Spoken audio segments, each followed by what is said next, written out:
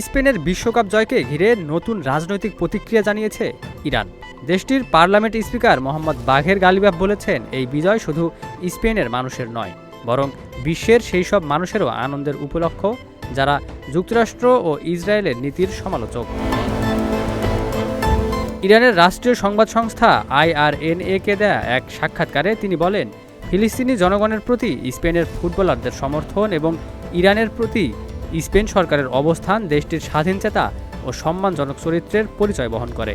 গালিবাফের ভাষ্য অনুযায়ী স্পেনের 1-0 ব্যবধানে বিশ্বকাপ জয় শুধু স্পেনের জনগণের হৃদয় নয়, বরং বিশ্বের বহু স্বাধীনতা, ন্যায়বিচার ও মুক্তির পক্ষে থাকা মানুষের মনেও আনন্দ তৈরি করেছে।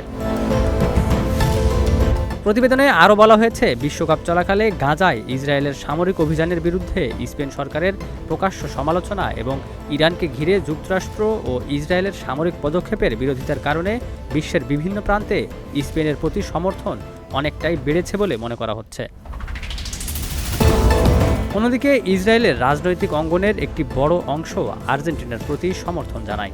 একই সঙ্গে আর্জেন্টিনার প্রেসিডেন্ট হাভিয়ের মিলেই ইসরায়েলের নীতির প্রকাশ্য সমর্থক হিসেবেও বেশ পরিচিত।